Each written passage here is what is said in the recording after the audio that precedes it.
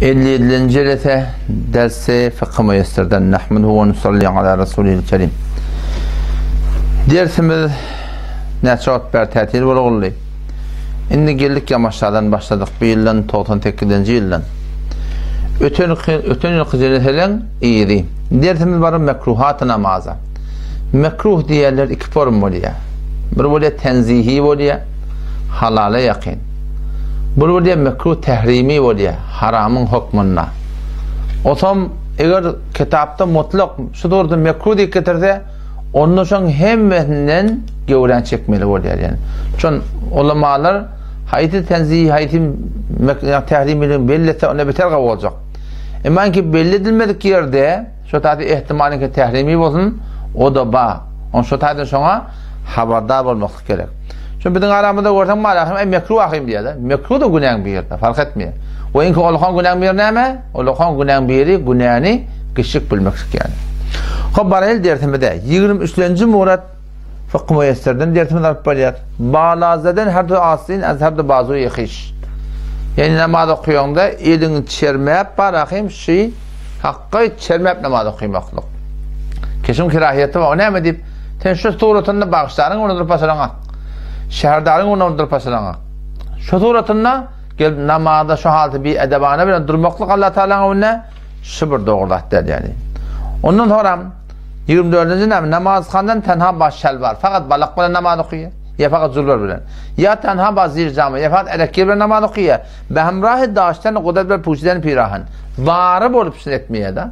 Yani bir adam mahop hamana arnan kenarına gidipdir, derya kenarına gidipdir, koynakdan oğlak gidipdirledi, ya yerler gidipdir zaten. Fakat balığı var. O suratını balıkla namaz okumakta hiçbir günah kaçırık yok.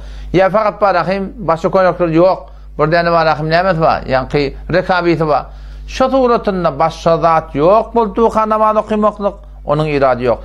Ama şu baştan bola yine de şu suratında hakikat görüşük pelvanı elin şakınsa çermep, ya fakat balık yaşaparım, bir yankı rekabi halatında ya fakat barahim bir erekkil muradında geyip de barahim şu erekkil ve namaz okumaklık şular mekruh doğru değil. Tenin barahim Allah Teala'nın hakkında bir esa'ı bir edebi bolup düşýär yani Müslüman doğun. Şu taýda namazın kabul ettirecek bolan şu zatlara gaýym durmaklyk gerek.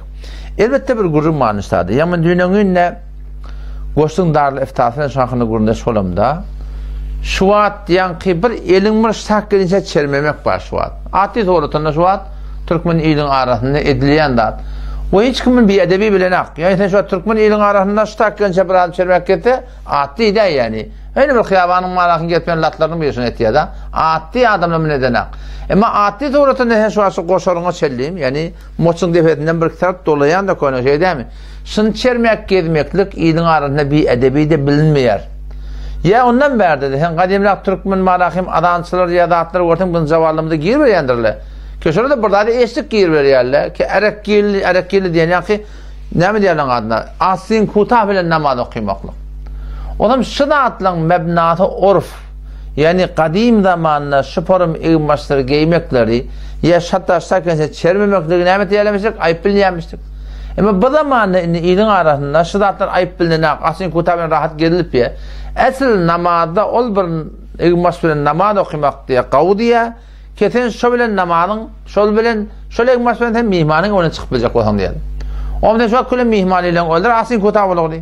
Mihman ile öldürni elin şak çermemekdik bir atdy bolagly.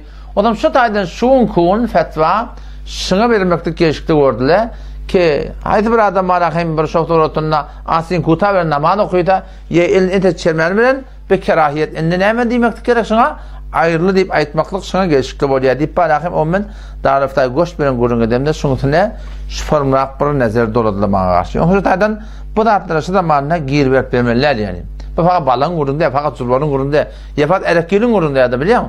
Yani bir aslin kuta iki şu bilen toýa gitýär, ýata gitýär, ýene ahna gelip ýa. Öýde tutmagym maqsadyň gyýafy urk ýa. Aslında ilin arasında hiç ayıp bilmiyor. Pedonna hayta bir poşet ki ilin arasında şonu varahim bir dindar adamlar ayıp bilmiyor. Hop bildiğin adamlar sen görüyorsun şu an. O zulmulma yırtıp et avratını koyup kepiyor. Olan orfi bir de varahim melak değil. Belki dindar adamların arasında hayta bir ığma şey ki şonu irat bilmeyen moda şu tuğratında namaz okumaklıkta şimdi bir müşkül yok Müslüman da oldum. Vallahu a'lemu bis-savab. Ondan sonra 25-ci namazxandan bahseder berhen bedunu uzr. Kelden gelen aş namazda kıymaklık şunda kerahiyeti var. Yani barın bolup börük giymesizlik. Barın bolup hatmin börük giymeklik şu bir cüzbe mustahabbattan. Bir vat böyle hop sen marakım börük yok böyle yadından çıkıyor. Bunlar günah kaçırık yok. Ama başarıp elinden gelip ayıl çekten börük neyme deyip de marakım bir haleti istihza ya bir kutahi bir ehmiyeti edip şudadır giymesizlik. Şuda neyme? Şun kerahiyeti var. Aslında doğrudat der yani. Ya bedune derzlerdasen maslahat ediptir. Bir maslahat derekli börüğün çıkarıyor. Tarafamana ödün öyde de hatta bir pespel biliyor da. Aymen kelleme de at koyardı bir liyagatım yok deyip. Şun pespellik böyle duracak mı deyip ödüyorunu şey dur da bunun da bir müşkül yok yani. Ama bir görünmedi. Şu o da bizim zamamızda şu gayri mukallitle var. Mezhep gerek deyip birerler. Şunun bir şuarı olur şey. Börük giymek gerek deyip. Çünkü şöyle şuar verip yerle camiada ve çünkü şöyle şu tuğrutunda şu kıyafeten tanılıptır bizim aramızda şu taydan teni musulman Hanefi mezhep şunu ödüne gerekli tutmaklık gerek ta ki ne için ten töhmetten kaçmalı bir mustahap etmeklik bilen ten töhmetten kaçayanmadan adamları ten töhmet olmadan alqalayanmadan işte gerekli ne şunu lazım tutulmaklık gerek musulmadan şu taydan başardığımızdan börüksüz namaz okuyamayız belki daşarda gelip yakında bana kellenge burada örtülü olsa sebayın keten tiyde hormatın arttı ya. Sen şu börükülce geten. Sen adamdan arttı tiyde hormatın fark etti. Ama sen sebayı baba dakimde bir dini hormat tiyde arttıyalığından ayrı. Şun canına da şundan peydası var diye. Şu günün eşeğelerde vuruyarak kellenge. Şun kellenge örtülü olmakta şunda ken peyda var diye. Hop baraylı Sonku neyme 26'lısı namaz okuymaklık bir tefin idinna ki ökütepte neyme diye caiba diye sen bari yardım sen işte ökütepte caib olup durup beni şunu doldurmanı iyide kalmayacak olup namaz okuymaklık şu mekruda şu bir günahı varsın şu tane için hetmin zeruri ökütepi neyme gerek doldurmaklık gerek doğrudan iyide duran namazın böyle öğlep okumaklık gerek ki ama hakikaten sen namazın kamille ve sen halaf-ı sünnet emel ettirsen o şeyle burada ne insani Allah Teala'nın has rahmetlerinin daş olmakına sebep oluyor. O da şu da sen bariyatın meçide evde kitapta cayb ol takıp yetişsene barıp durursun da yetişmeyenin mühenni neyme bolan iş yok bir rekat gecen alıp durdun cayca tura kamsık neyme namaz okumaklık gerek şu tuğratında ondan sonra 27'si neyme şumurdan ayet ve tesbiha bayan koşan akış tenemanın ne tesbihatları adacak 3 sarı baytiyan 5 aytacak 7 aytacak 9 aytacak da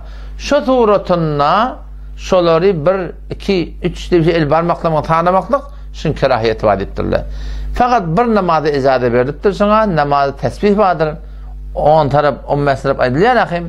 Şu namazlarda var akım yuvaşıştan barmak kıymetmaklığa izade verdiktirler. Kalan namazlarda şol doğru değil bir kere öz zihni tanımaklık gerek. Ondan sonra pakkardan hakiki uraziyetini mümkünat. Azuyi hiç derasına aynamaz.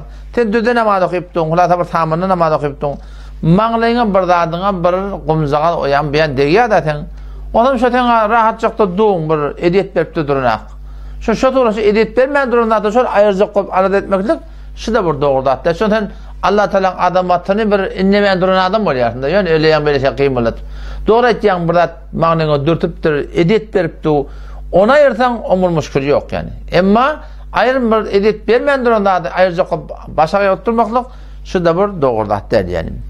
Ondan sonra 29. abaraydı besendekardan ders secde tenha bel pişani bedun olsun. Fakat mağnayı mı secde etmeklik? Secde ne yapalım etmeli? Hem burnun hem mağnayı ikisi bileceği yerde etmeli. Secde yatıyıkanda niren ödemeli, burnun uzun ödemeli. Bu adam ne emet diye bir uzur yok. Bu adam uzur böyle burnu yara bottur hemen. Hop onu falan mağnayı secde etmeye müşkül yok.